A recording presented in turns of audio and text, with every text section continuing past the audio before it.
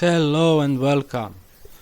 So today I decided to do this documentary about Led Zeppelin from 2019, because in 2007 Robert Plant was in my town performing, and I was like, "What's all the fuss? Who's that?"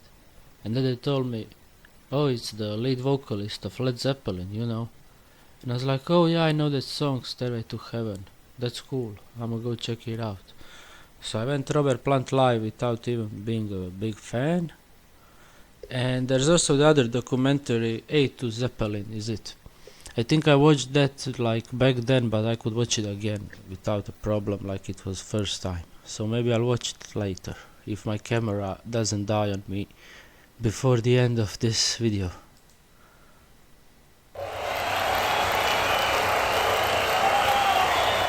To be honest, it already did. And I watched like the whole thing about Led Zeppelin this. was it was so beautifully haphazard. It was really real. Heard that. It's awesome. And hell yeah, they did rock the world. That was my first reaction to this sentence.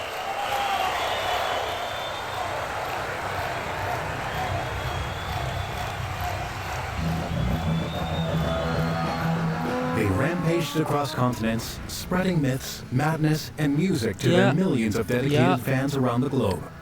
Their unique style of rock was groundbreaking in the late 60s and dominated the 70s. Few bands have been able to conquer the music world as Led Zeppelin.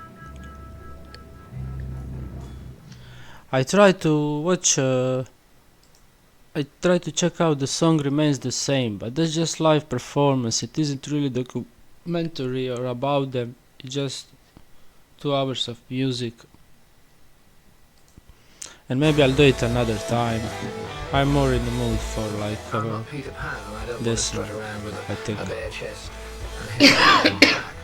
But he did. It was a law unto itself. It was like early pioneer days for excess, if you like. And I guess I've gone through the whole thing and come out the other side with a smile on my face. Every now and again, something comes on and it kind of rocks the planet. I just believed in what I was doing. I didn't take prisoners along the way, really. The whole thing about Led Zeppelin was it was so beautifully haphazard. It was really real. Really real. You should make a reel about it. They were just a great band in every department. There's no one out there like them. Even if you didn't like the songs, even if you didn't like the entire aura that surrounded them, the hype and the nonsense and the groove, you couldn't ignore the fact that these people were phenomenally gifted instrumentalists. They knew about their instrument. We needed an enemy when punk came along, and bands like Led Zeppelin were the perfect target. This was actually a bit Spinal Tap. 25-minute guitar solos, that is exactly what we were against. Music corresponds to the drugs that they're doing. It was pot music. They were cool. This is where I left off. Music corresponds to the drugs they're doing. That sentence should be written down in a museum or somewhere. It's a quote. Heavy metal is a kind of excuse for thinking clearly about what music is. Everyone calls them the godfathers of metal. They might be inspiration for it, but they weren't metal. They were a rock band. I never actually asked him what did he feel about the title heavy metal. I suspect he would just think it's nonsense. Jim, is this something that you've been interested in for a long time, sort of folk side of things, because you're obviously normally associated with a rather different type of music? Which is what? Well, rather heavier. Jimmy Page kinda reminds me of Rajesh Kutrapali from The Big Bang Theory. And rather more rocky than the sort of folk we're hearing today. I think it's all folk music, actually. Yeah, if you'd listen to some of those Zeppelin instruments change. Well, rather heavier and rather more rocky than the sort of folk we're hearing today. I think it's all folk music, actually. Yeah, if you'd listen to some of those Zeppelin instruments change. This wasn't something which was just long, drug, rock and roll, but this was serious music which you should take seriously. Led Zeppelin's distinctive sound, merging the strength of hard rock with English folk balladry while staying rooted in the southern blues of the United States, changed the course of rock music forever. The great thing about Zeppelin is that it was like a huge sort of incredible one-night stand. You know, like everything you could wish for on the first fantastic free date. You know, everything thrown in, every sort of altercation, every lust and every swing and every bit of truth. One thing I remember from concert is, I think it was the loudest concert or anything I ever been to that was so loud. And now's the time I can tell you that I need to go get my coffee. That's way over there, because I don't keep it near me, so I don't spill anything near the PC. I had it happen once, and I said never again, because there's nothing worse than spilling coffee near your electricity. So, second.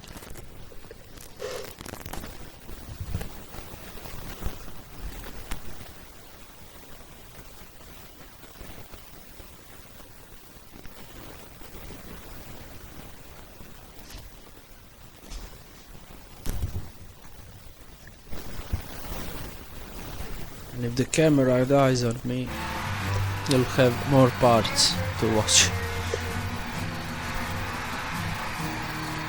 The legend has been dogging me all along the line, and that's what I sort of talk about, who cares?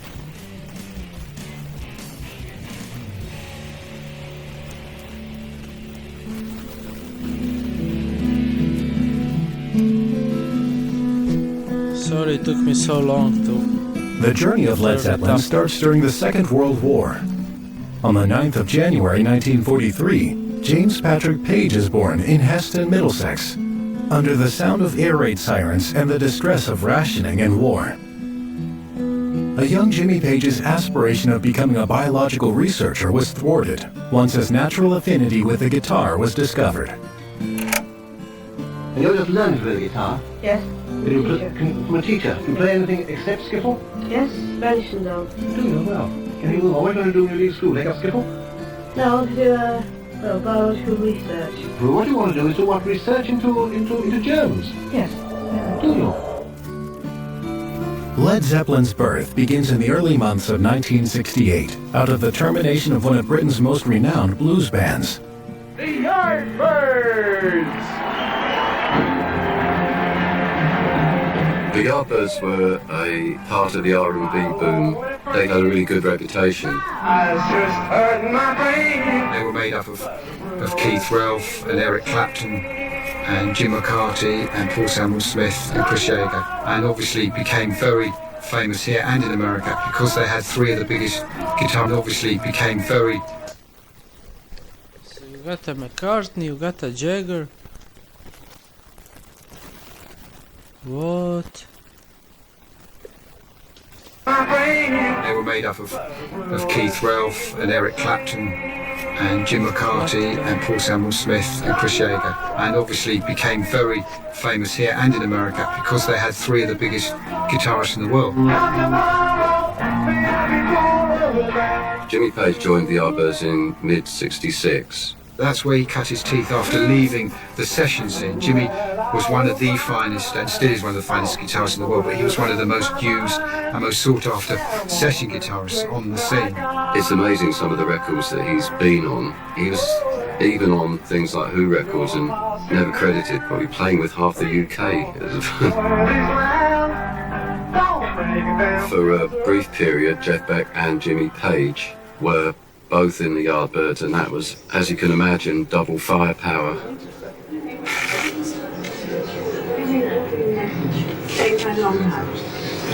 About 40 years. Reaction to Yardbirds coming up next.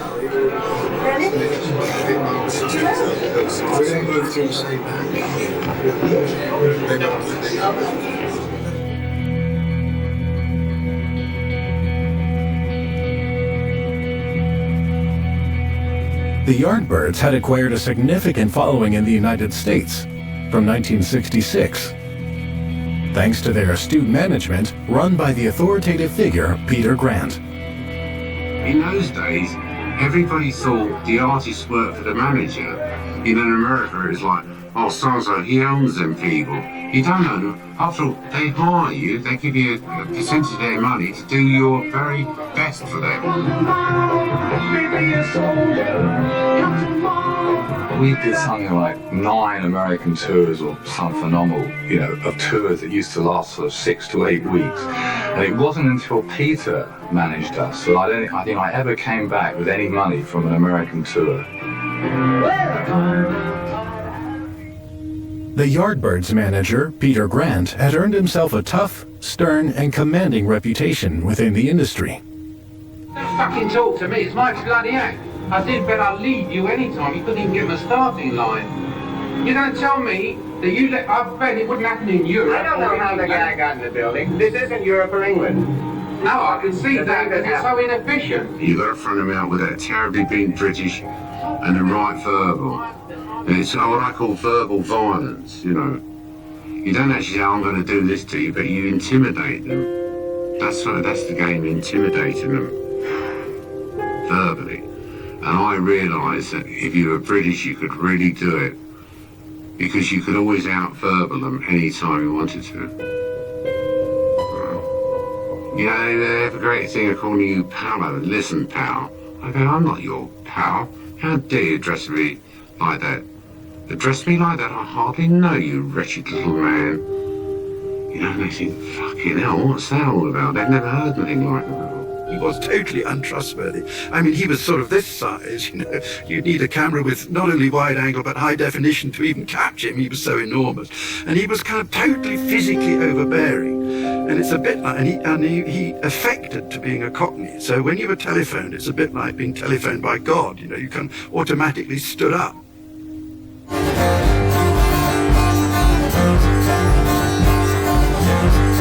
The Yardbirds got left behind when the purist R&B boom was giving way to the psychedelic thing coming from America. But eventually they fell apart. The psychedelic thing The Yardbirds got left behind when the purist R&B boom was giving way to the psychedelic thing coming from America. But eventually they fell apart. The end of the Yardbirds was the beginning. Led Zeppelin was just around the corner. When the Yardbirds disintegrated, Jimmy took over the idea of doing another band, and he originally called what became Led Zeppelin the New Yardbirds. Jimmy Page was already playing Dazed and Confused in the Yardbirds with the old lineup. So he was obviously hatching something a lot different from the pop direction that the Yardbirds were going into. I remember I was with him, we were driving down Shaftesbury Abbey or somewhere one day, and I said, what are you going to do? You're going to go back sessions or form a new band? And he said, well, I'm going to get a new band together. Will you help sort it out for us? I said, fine. And that's how we started, and eventually a bunch of musicians became Led Zeppelin.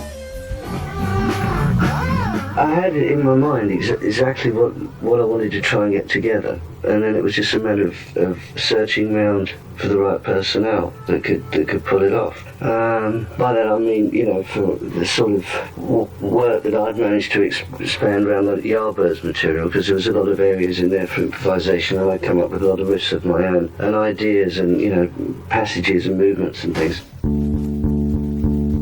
Jimmy Page's search for his band had begun. He first looked to acquire a bassist. Through the sessions he'd met John Paul Jones, who was a respected multi-instrumentalist really, specialising in bass, but he could play keyboards and everything. So he came in. Jonesy called me up and said, you're getting a band together. He said, I'd really like to be part of it.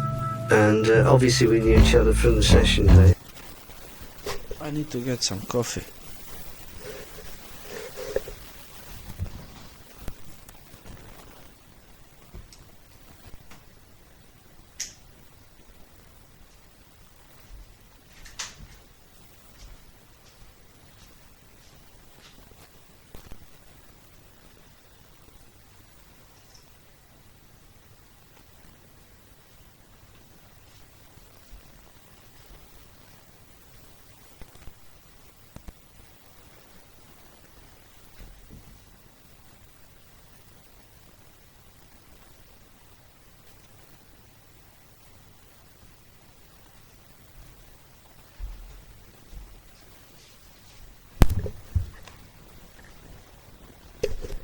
Okay, so where are we? It's the 60s. The Yardbirds are falling apart, and actually Jimmy Page is just making his own band, and he's looking for good stuff. Great keyboard player, great bass player, great intuition. Did a lot of things that you wouldn't actually immediately recognise on a Zeppelin record, but a lot of his arrangements and a lot of the sounds and the keyboard things that went on had a lot to do with John. You always have to have the quiet one, but I think he was very essential, apart from the fact he was a brilliant bass player. If you hear his bass playing on Dazed and Confused, he just makes the track. It's that finger walking kind of style. He later would be introducing other sounds like mellotrons and synths. You know, he wasn't just a guy at the back playing bass, he added a lot of colour. With John Paul Jones on board, Jimmy embarked on finding an eye-catching frontman. I wanted somebody who could really belt out the blues and, well, rock really, but blues, but also be able to handle other, well, you know, the subtleties as well. So it needed someone with a really, really good vocal range and power. First of all, he'd asked a guy called Terry Reid, who turned him down, because at that time he had a solo contract and a solo album coming out, so he wasn't going to take his shirt off, throw in his lot with, you know, this new band, which is forever known as the bloke who turned down Led Zeppelin. The blues, but also be able to handle other, well, you know, the subtleties as well. So it needed someone with a really, really good vocal range and power. First of all, he'd asked a guy called Terry Reid, who turned him down, because at that time he had a solo contract and a solo album coming out, so he wasn't going to throw in his lot with, you know, this new band, which is forever known as the bloke who turned down Led Zeppelin.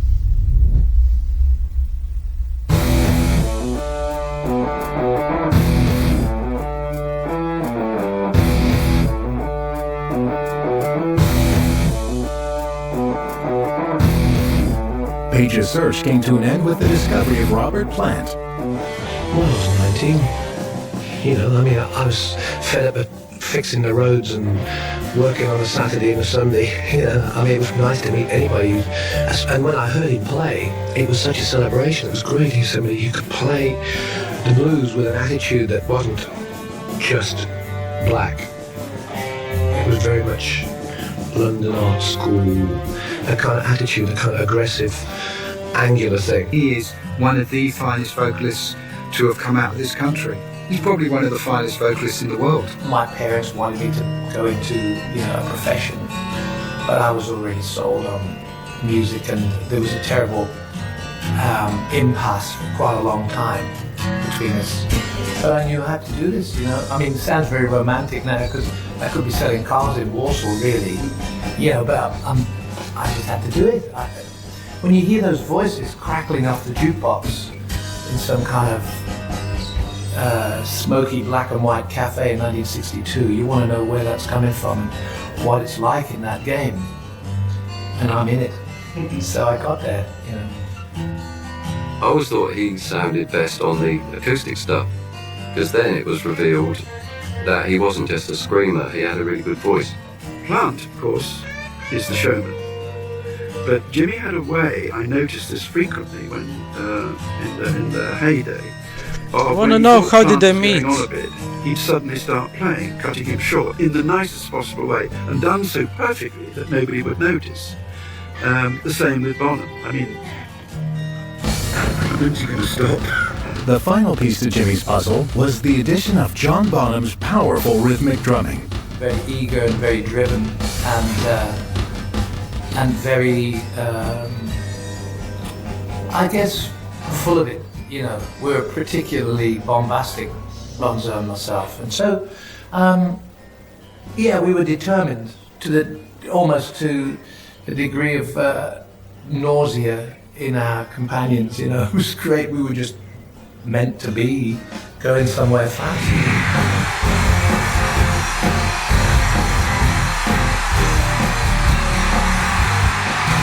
drummer-wise, there were a few tried out. I think Jimmy had the sound in his head.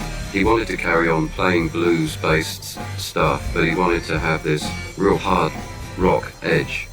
Essentially a new sound. Although I had in mind a very powerful drummer, I wasn't ready for John Bonham. I must say he was beyond the realms of anything that I could possibly have imagined, It's absolutely phenomenal. He was stunning. I mean, I think each individual member of Zeppelin could have shone in any band. They were that good, and John was an amazing drummer. He had power, immense power. The way he hit the kit was phenomenal. I remember Hendrix one night coming up to Bonzo in a club in New York.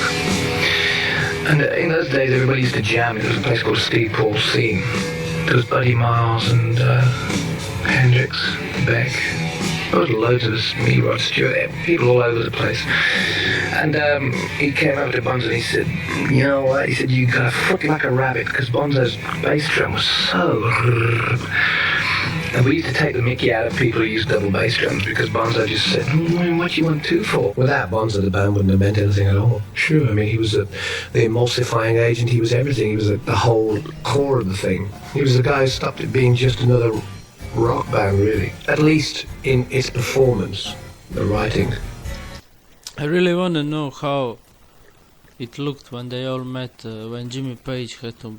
How did he find Robert Plant? Where did he find him? How they meet?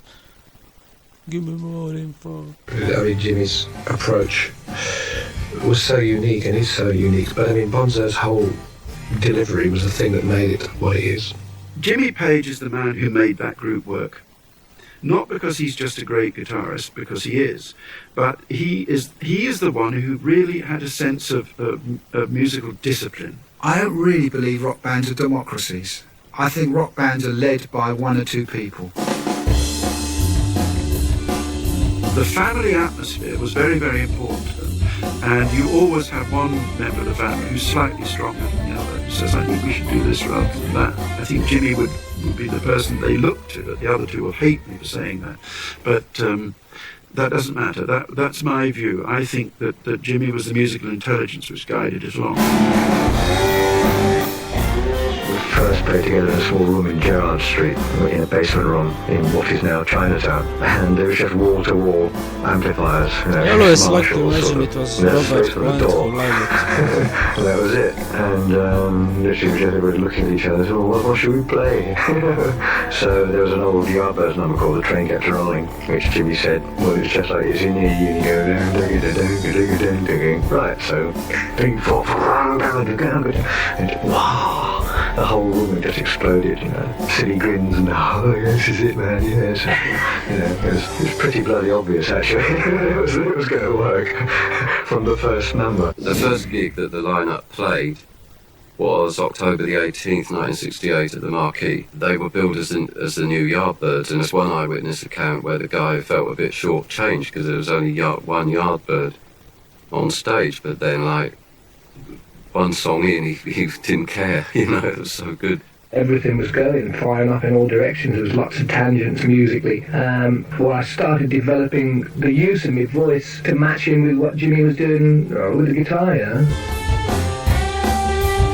The great thing about early concerts that I went to was that...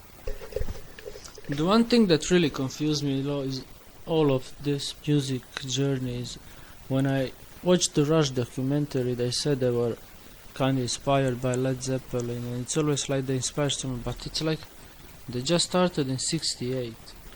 Weren't Rush and all the others also already active then? That's a bit confusing, but yeah. Maybe it was just simultaneous. As they were playing as a band, they influenced each other, not like that they looked up to Led Zeppelin and then years later they decided to start a band, make music and all that. It was like, yeah. It was perfectly clear that the other three were trying to individually play the other straight off the stage. Anything you can do, mate, I can do much better. Which, of course, is the kind of tension musically in groups which are great at improvising you need. Basically, I'm a rock and roll singer.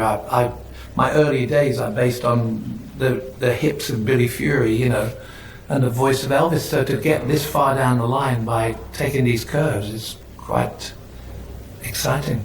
Britain was unresponsive to early Led Zeppelin. Peter Grant's attempt to book the band on a tour of England fell flat and was met with complete disinterest from club promoters and venues.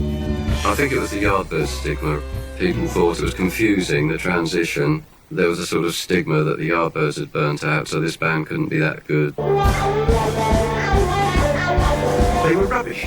The record companies couldn't figure out what the hell all this rubbish was. Because, I mean, you know, the idea of a white middle-class lad singing about, you know, the impoverishment of Delta blues is totally absurd. So, you're not dealing with something which is pure. The idea of blues and purity sung by white middle-class kids, however skillful they are technically, is a nonsense. They're creating something of themselves and something which is meaningful to them.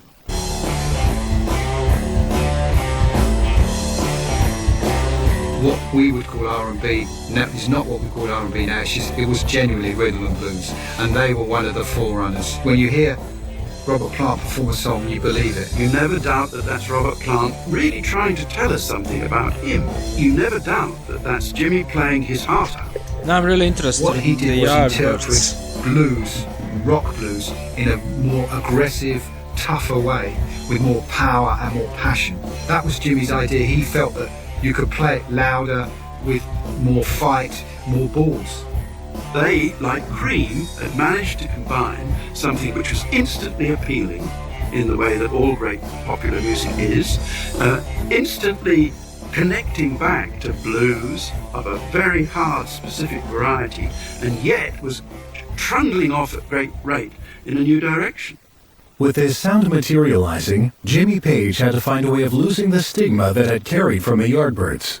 They decided to change the name. They were nearly called the Whoopee Cushion, which obviously got discounted. And then there was talk about a supergroup with Keith Moon and John Entwistle and all that bunch. I think it was Entwistle said, yeah, if we did that, it'd go down like a lead balloon or a Led Zeppelin. So that's how they thought, all right, we'll call ourselves that. But the weird thing about them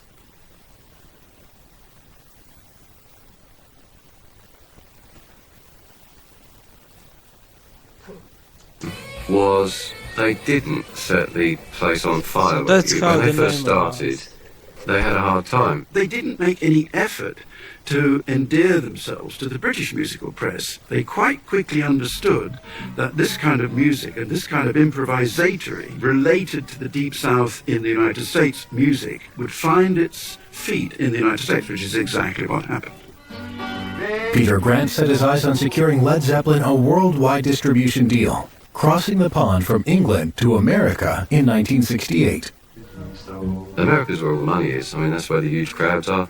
The UK is great, but if the UK are going to be slagging you off every week, yeah, I mean, he just felt the general vibe over here wasn't receptive to them, and in the end, they went to an American record label. And rock and roll is a direct outgrowth from the blues and from rhythm and blues, and all those great.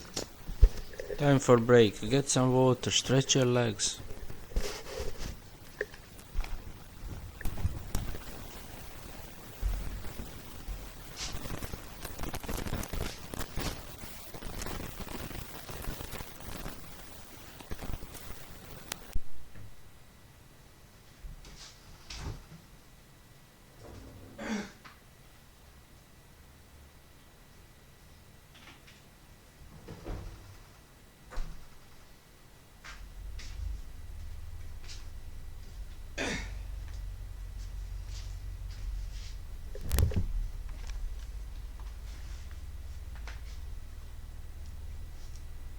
English guitar players like Jeff Beck and Eric Clapton and Jimmy Page were heavily influenced by the blues.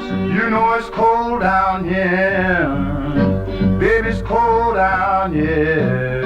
Armand Ertegun was one of the few people that immediately got it. He actually got it. Ahmed and his brother Nesri were legends of the music industry, and they used to go into these black clubs, and they were moved by the music, rhythm and blues, and a lot of these songs that were sang by the slaves in the plantation. So what they did is they took Dad's money and they opened up a record label called Atlantic, which was basically a black R&B record label, and they start branching it out where they start taking in white artists. They moved into England and they started bringing the English acts over. I think it's interesting they called it Atlantic. That's an interesting name to call a record. And Led Zeppelin became a very natural band for Ahmed to want and to insist on having. Ahmet Ertegun gave him $200,000, which was huge for that time. It was like the biggest deal anyone had ever got.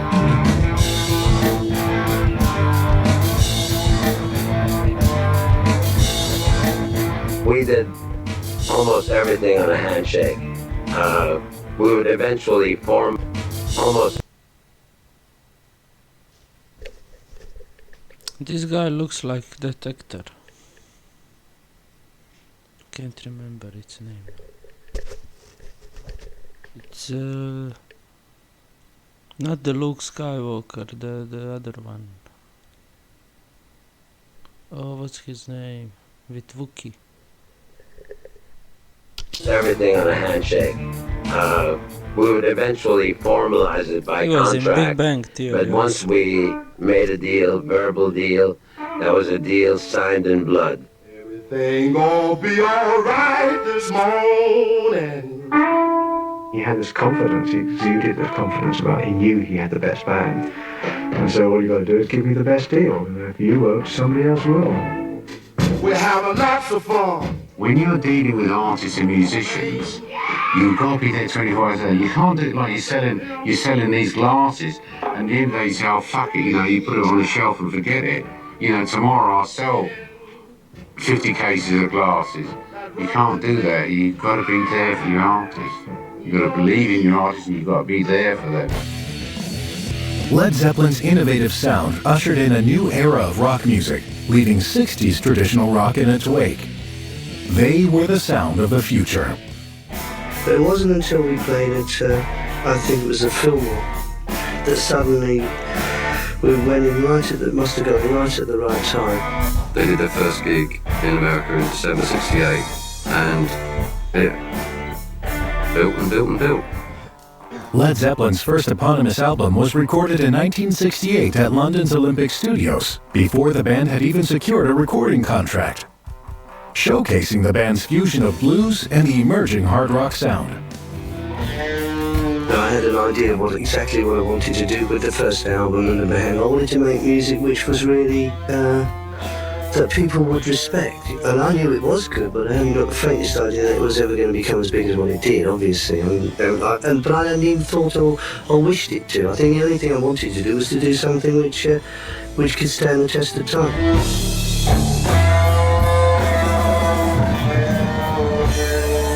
We just found something. That's the best goal you can have in this music. thing that we found because we Okay, it's not, but it was maybe remarkable. it's anti-voting Just the power. stuff like And I that. was very intimidated. I don't know. I mean, maybe I had a complex, or maybe I was just neurotic or paranoid or something like that. But I thought, this is all too much. Am I really here? Do I belong in this sketch? And so, really, the record feels like that for me, for my contribution. But really, as a collection of tunes and a way to play and expand, it was great. Sound just kind of exploded in every direction. You couldn't predict in any given song what it was going to do, where it was going. That was what was so exciting. I mean, this was a real adventure musically.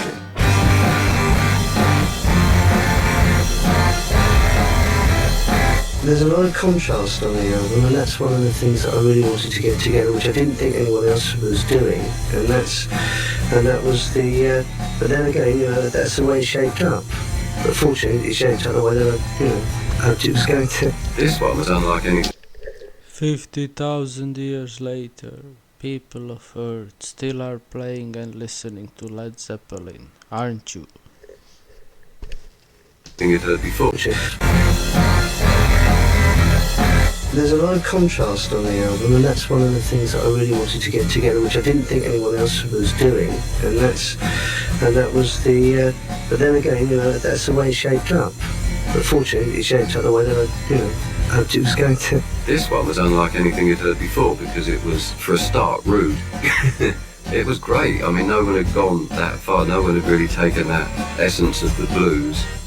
The Stones had obviously been doing it for years, but they'd somehow blown it up. This was like pin you against the wall stuff.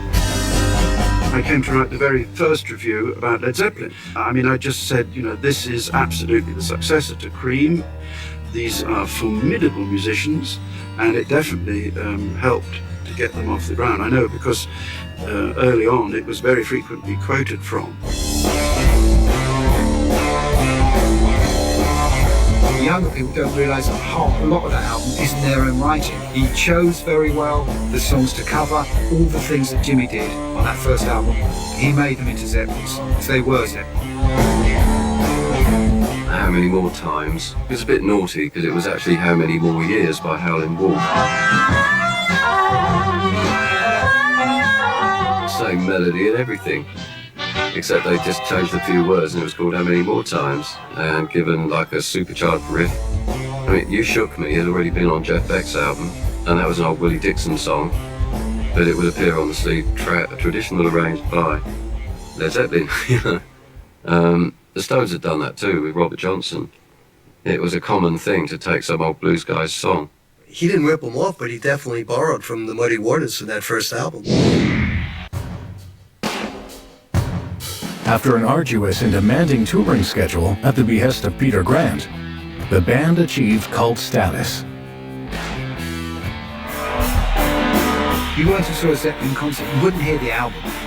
You would hear a version of them, and that's what made it so brilliant. Jimmy's solos were close, but maybe they weren't the same.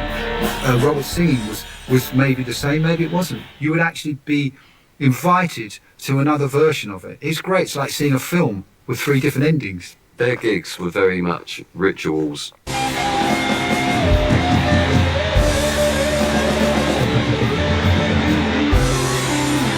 Regardless of the general disdain from journalists, Led Zeppelin grew to astronomical fame.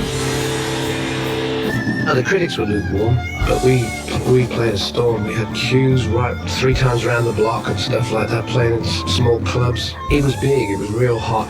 The British musical press loved nothing more than to destroy anybody it thought it had created. Now, and there are a zillion examples of that.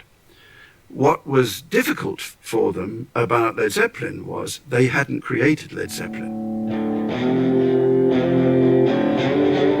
They got slagged off as being brainless sometimes. They would lump them in a kind of Black Sabbath role. The press at that time was very odd. When the press don't drive a trend or a fashion or an idea, they feel like they're having to follow. And the power moves from the media onto the band.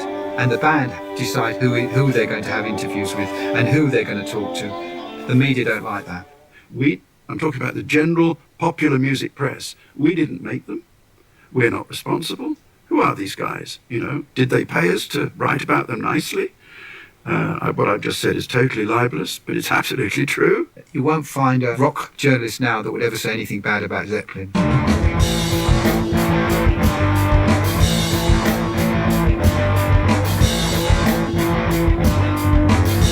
Where I give them credit is because they didn't put out a single. They never became over-commercialized. They didn't release singles because they felt the albums were supposed to be an entity listened to from beginning to end. The record company over here made the mistake of actually pressing up and releasing a single.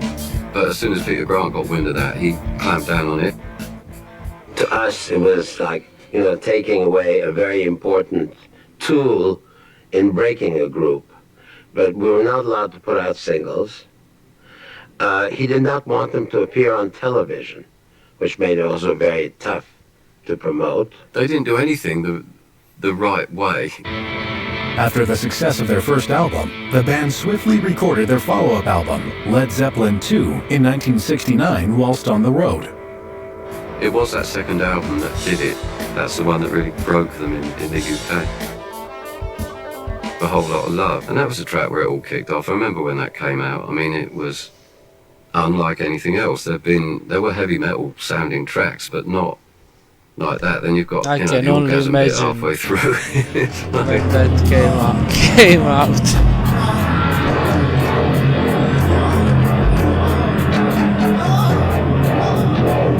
and that was on the You're on jukebox your way in my to local work pub. and it Yeah, plays you'd the walk in radio. and that section would be on, this- and there would be all these blokes sitting around drinking with that going on. It was startling.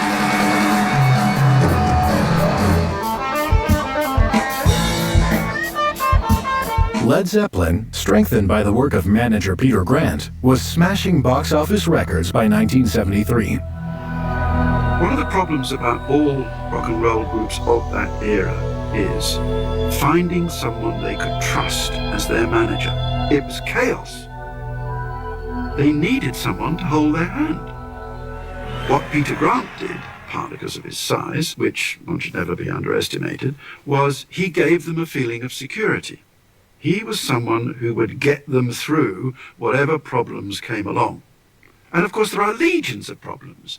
You know, if you've got a cash cow group called Led Zeppelin, you've got record companies, it's mostly run by criminals and half-wits, and certainly gangsters, and probably the mafia. You've got to be protected against these awful people. Who is going to protect you? Then you've got every promoter in every city that you are going to who is damn certainly going to rip you off. So again, you need a kind of strong man who's going to say, give me the money now. You had people inside this building selling posters and you didn't know anything about it. I didn't know about it. As soon as we found out about it, we stopped it. Yeah. As soon as we found out about it and told you, you stopped it. All right, so... You walk away and let them get away with it, they tell everybody else. Well, how much kickback do you get in? None. I knew nothing about it. Right, then you're going to have, like, it's going to be a chain reaction, you're always going to have trouble. Once you establish that, people know not to fuck with you then. They know not to fuck with you. So long as we screw an extra few bob out of the groove, let's exploit that. You're the fucking controller of the date, you silly, aren't you? Well, that's like saying that anybody that jumps on the stage, I'm responsible for it too. No, don't be silly. Of course it's not. It's your responsibility as the concessionaire. The building you rented it and you control it, isn't selling fucking pirate posters. You do the music and I'll take care of everything. Nothing about it. Got lost in thought. Yeah. So again, every city that you are going to who is damn certainly going to rip you off. So again, you need a kind of strong man who's going to say, give me the money now. You had people inside this building selling posters and you didn't know anything about it. I didn't know about it. As soon as we found out about it, we stopped it. Yeah. As soon as we found out about it and told you, you stopped it. All right, so... You walk away and let them get away with it, they tell everybody else. Well, how much kickback do you get in? None. I knew nothing about it. Right, then you're going to have, like, it's going to be a chain reaction, you're always going to have trouble. Once you establish that, people know not to fuck with you then. They know not to fuck with you. So long as we screw an extra few bob out of the groove, let's exploit that. You're the fucking controller of the date, you silly, aren't you? Well, that's like saying that anybody that jumps on the stage, I'm responsible for it too. No, don't be silly. Of course it's not. It's your responsibility as the concessionaire. The building you rented it and you control it, isn't selling fucking pirate posters. You do the music and I'll take care of everything else. I'll take the record company, promoters. I mean, that's what a manager does, but it really was that sort of division. Don't even think about anything else. I won't bother with anything else. You know, I'll tell you what, you know, what's possible, what you can do, this sort of thing, but you just take care of the music, take care of the band, and, you know, you won't have to worry about anything.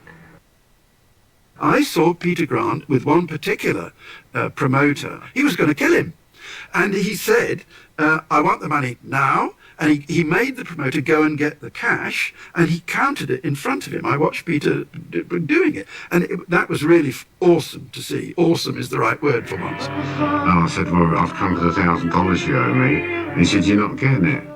I said, well, you ain't leaving this caravan, pal, without you don't give me the $1,000. And he pulled this thing out and puts a big revolver on there.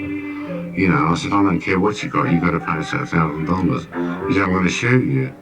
I said, I very much whether you were going to shoot me for $1,000. I said, don't be so fucking cheap.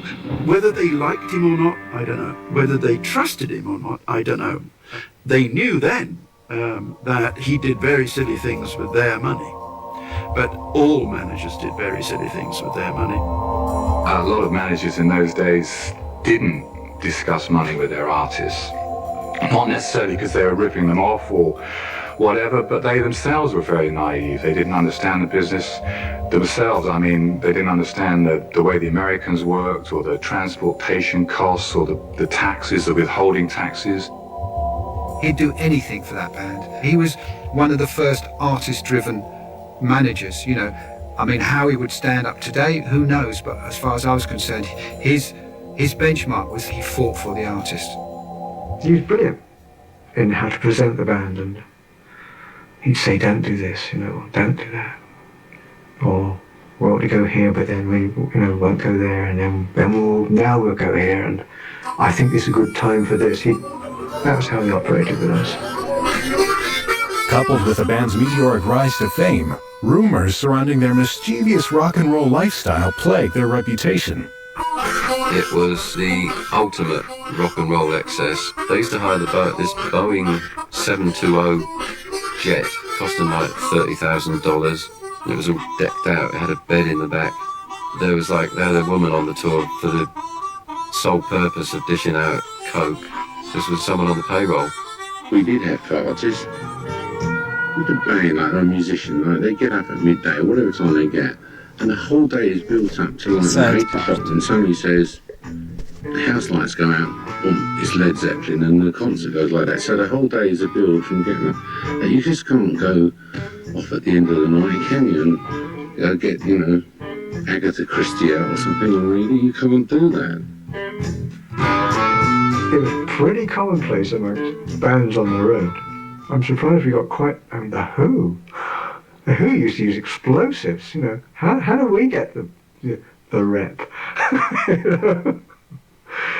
It was pretty universal. We were in some pretty awful hotels, to be honest. You never wreck a nice hotel. And after a while, they used to get so that the manager would actually put you in rooms that needed redecorating so that he would get them paid for. John Bonham was just like he was on a permanent kind of Club 1821 holiday. It was that kind of excess with a great deal of wreckage. Bonham said was on a rampage one day, and he smashed everything. He even got the security in to help him smash the pool table because he couldn't do it on his own. And the, you know, before we were checking out, they came up, and the guy happened to be English. And he's looking at all the damage, and he said to Bonzo, kind of looking down his nose, very smugly, "Oh, you left the mirror." Bonzo says, "Oh, did I? I'm sorry about that." I thought I smashed it straight in front of him. You know, I mean, they were absolutely demolished if they were done, but I mean, it wasn't every night. When we went to pay the bill, the manager asked about all the damage. We said, "Well, just give us the bill for the damage." So we paid him for the damage, and he was like 35,000. It's seething. And Peter said, "Look, you've been paid for the damage." He said, "You know, what's the big deal?" And he said, "It's not that." He said, "It's just that you guys can do what you want." He said, she said, "I like working in this hotel." He said, "I hate this. I'd love to do what you do." He said, "Pick a room and give me the bill." And he did. The guy went down, threw everything out the window, smashed the windows, and gave us the bill. Peter got the cash out. That was it. Contrary to what we are to believe, the myths of Led Zeppelin's life of rock and roll excess may have been over-exaggerated. I was telephoned by Peter Grant. He said, "Well, you know, the lads are going on tour, and we want you to come on tour in the plane, and we want you for at least 3 months." Then, very slowly, the truth emerged. Jimmy was not wanting to go on tour, and he was dreading it because life on the road is not a great deal of fun. I mean, it's an unforgettable experience for me for all kinds of reasons, not the least of which was it's almost impossible to imagine 4 people who just performed before 50, 60, 70,000 people coming off stage. What do you see? Totally exhausted, They don't want to see anybody particularly. They don't want to talk to anybody. They're not interested in the groupies. They're not interested in all this mountain of food that the good promoter has laid out. They just want to sit very quietly. They don't want to get drunk or get drugged. Sit very quietly and maybe read a book, read a newspaper, and have a cup of tea. I remember Jimmy was ordering cups of tea, and go home to bed. And it wasn't that I was kind of expecting late night parties, as it were. It never crossed their mind that there would be a late night party. They were monk-like. Peter Grant stories, that was all part of the great big Zeppelin myth. And that was brilliant because it was the forerunner of what McLaren did with the Pistols. You know, it was good copyright. And you know something, when we read The Enemy or the Melody Maker in those days, or the Rolling Stones, and you hear the stories about the band, or tweak, great, I'd love to be doing that myself. That's fantastic. The neatest was Robert Plant. I mean, everything beautifully, neatly laid out. John Porter, little photographs of his wife and children, and suddenly you saw 4 wonderful musicians didn't really want to have anything to do with this kind of mad circus which surrounded them, although they knew that paid their wages and they were committed to it. The more acoustic-sounding album, Led Zeppelin III, recorded in 1970, was the result of Robert Plant and Jimmy Page retreating from bustling cities to an isolated cottage in the Welsh valleys. Zeppelin 3 was, you know... I need a bit of coffee. Time for part 3.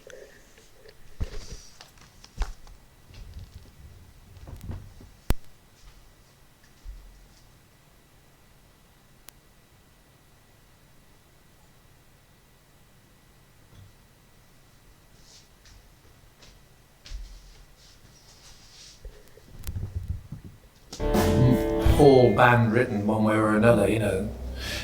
So that's the difference immediately. But I know that we really did attempt to break the mold of the previous Zeppelin albums to create something as diverse as possible, to really, I suppose, to try and achieve, you know, to try and broaden what we could do. It's a long time ago. I mean, I was only about 20, 21, 22 then.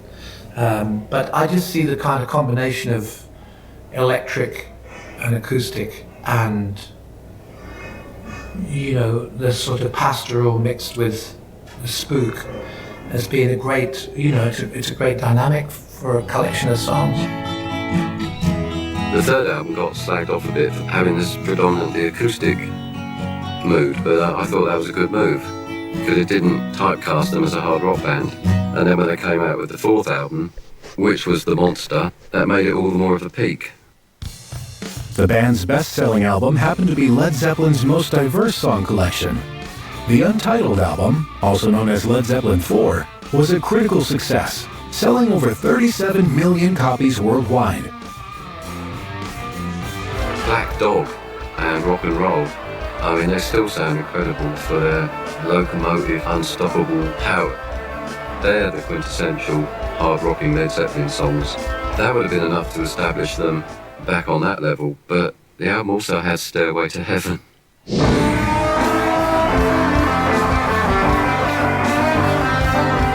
idea of what I had there was to start it with this acoustic piece, and then for it to build almost like an adrenaline rush by the end.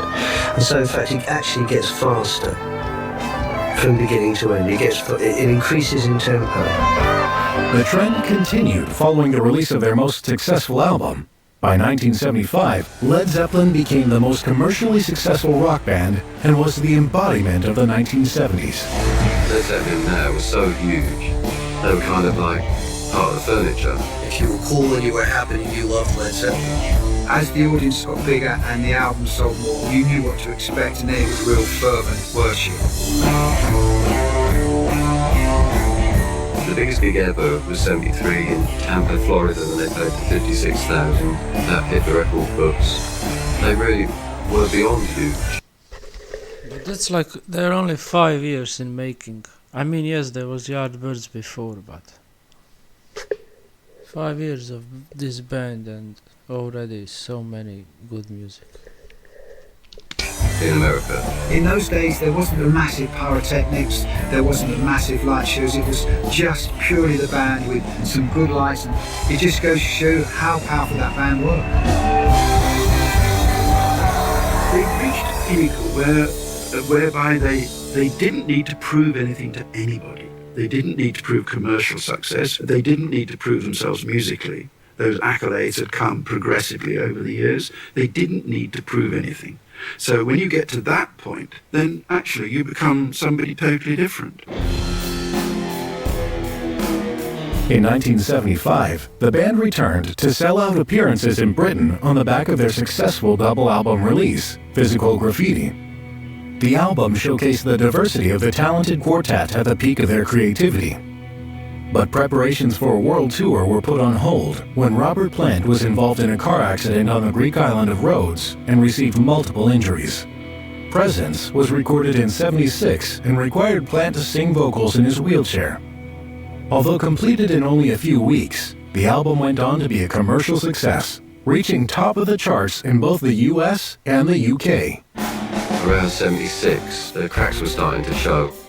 Jimmy was starting to get into hard drugs, and Bonzo was like a total alky by now. For your drummer to be permanently pissed is not good.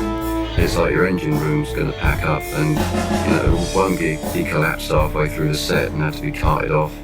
So Led Zeppelin were seen as this huge band, but they were treading water and things weren't going very well. They'd lost their kind of untouchable god status. Led Zeppelin returned to the United States of America in 1977 to complete a rescheduled tour. Then, Robert Plant had suffered a terrible tragedy when his son died from an infection. By that time, his family meant a lot more to him than all that rock star stuff anyway. He was a family man, really, and that was an awful tragedy. The tragedy put the tour in jeopardy. All remaining dates were abandoned, leading to speculation of the end of Led Zeppelin. As the limelight dissipated over Led Zeppelin, over in Britain, punk had arrived. Punk totally altered the perception of what a band could be. Led Zeppelin did look like old dinosaurs, and they were then relegated to being a band with a huge following, but in the manner of, the people who go and see Iron Maiden. Their 8th album, In Through the Outdoor, became a massive commercial success.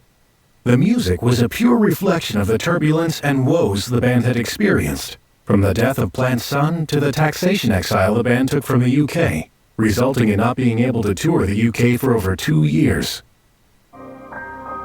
Tragedy struck the band once more in September 1980. On the verge of performing a US tour, Led Zeppelin were rehearsing at Jimmy Page's British home when news revealed legendary drummer John Bonham had sadly passed away. After 12 years, was this the beginning of the end for heavy rock's originators? Apparently he got up and had 4 quadruple vodkas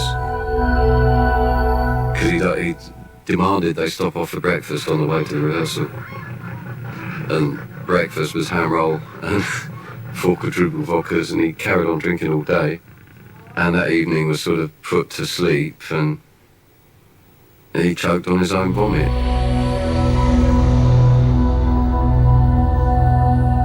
We were just rehearsing for a tour to go to America. I think tickets had been sold even. So whatever had gone on had been put aside, and all ready to go again. When Bonham died, then something went. Well, they really effectively stopped playing, but that was one reason why they couldn't really play anymore, because they were all part of the same family. The demise of Led Zeppelin was pure and simply the death of John Bonham. They would never really get over it. That was it, the end of Zeppelin. Nobody really knew what to do. And I didn't want to join another band. I mean, after Zeppelin, it was a pretty hard act to follow. Subsequently, over the decades, Led Zeppelin duo Jimmy Page and Robert Plant collaborated on a number of diverse projects. However, not all of them lived up to expectation. MTV approached Robert Plant in '94, inviting him to appear on the Unplugged series. He extended the invitation to Jimmy Page. John Paul Jones, however, was left in the dark. When Led Zeppelin ceased, it didn't mean to say that I couldn't sing anymore, it just meant to say that I couldn't sing in that set of circumstances. I read about it in the papers, to be brutally frank. I don't really know. I mean, what I'd have done had they have asked, I don't know, but they didn't, so, good luck to them. But I don't really know much about it. I don't know anything about the project except what I've read. Whether people like it or not, it's happening. It's pretty sharp, it's pretty virile, it's quite reflective, and it's cheap.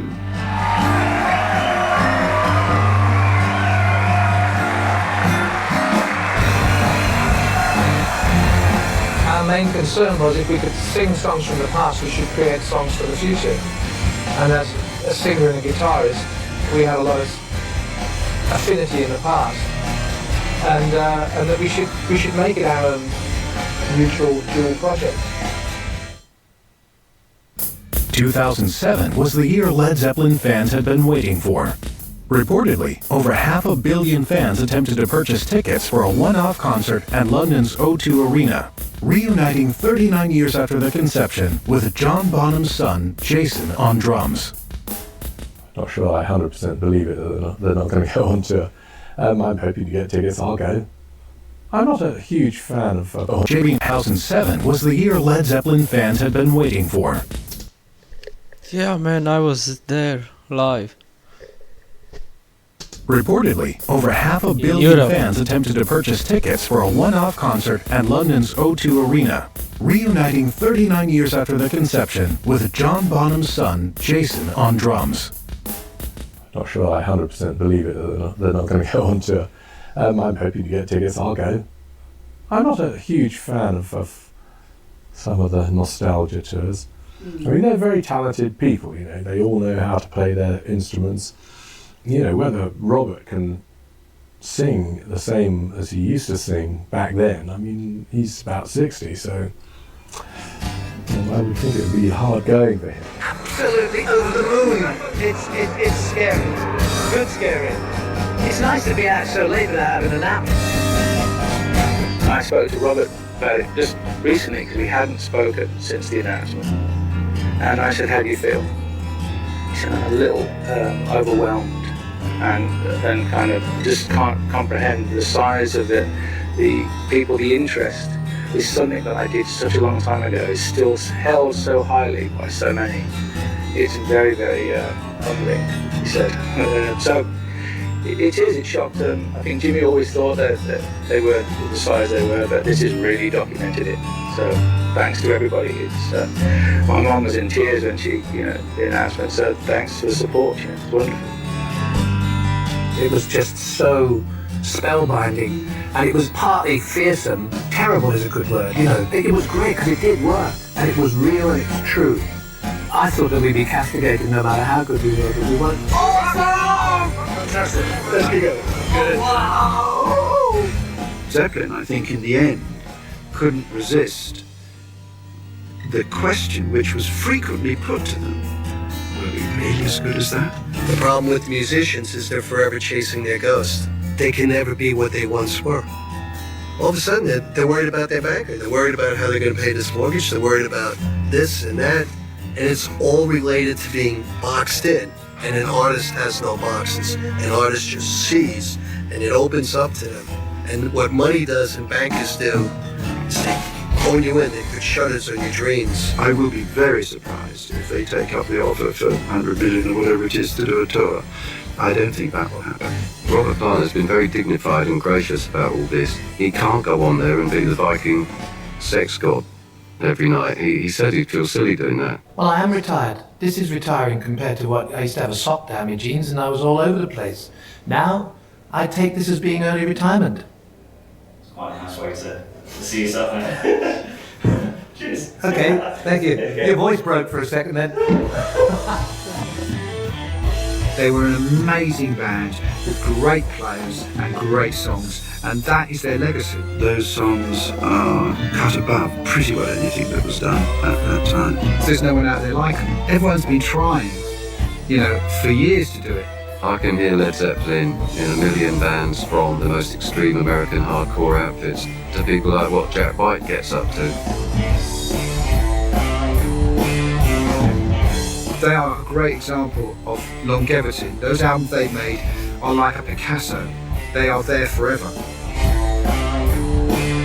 The surviving members of Led Zeppelin have had continued success to date. Plant and Page have both had several solo and collaborative projects, while John Paul Jones has collaborated with the likes of Josh Homme and David Grohl with the supergroup Them Crooked Vultures.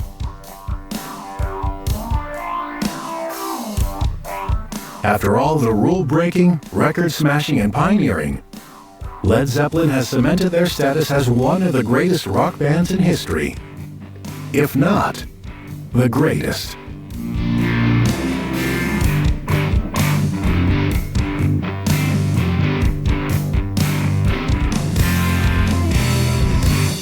You know what?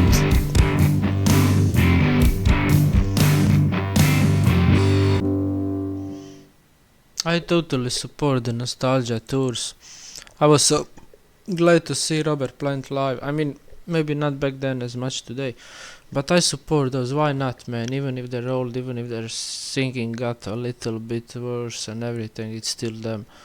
And I seen Roger Waters perform like in his late years, and why not enjoy it? I mean, if they feel good about it,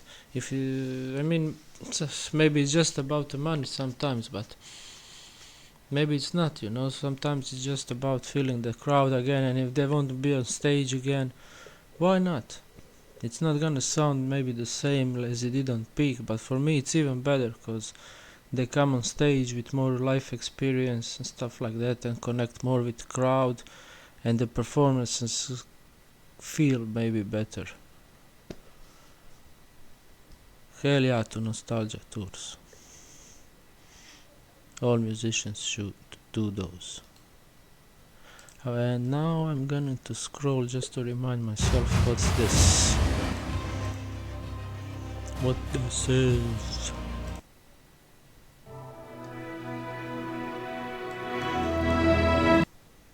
Pretty well, He was so keen to get in the band. He really. Do overseas radio and things like that to even hear a good rock record. The record that made me want to play guitar was Pop lyric. My doctor put me on. When they started breaking, they couldn't believe it. They started out as really, so you'd wind up scratching your records. This is gonna work. Was released in November 1971 and quickly rose to number 2. Well, what about when's the intermission? I said, what intermission? He said, you don't ever know. I said, they go on at 8 and they finish at 10:30. He said, you're joking. I said, no. He said, fuck me, we used to be booked for 20 minutes and be off stage in 15. On the tour, Led Zeppelin played to sold-out crowds at New York's Madison Square Garden. Interspersed by what we would consider to be representations of how we'd like ourselves. Make that band work. I think everybody probably wanted Led Zeppelin to continue, and there were plenty of contenders. I couldn't really go away and play with anybody else, because if I wanted to play... That's sad, man. Having a director... Oh, that's sad. Thank you all for watching and sticking by. I hope you enjoyed the whole video, the reaction, the everything. Please do subscribe to the channel, like the video, comment, tell me what you want me to react to next, and welcome to the community. Yeah, peace out.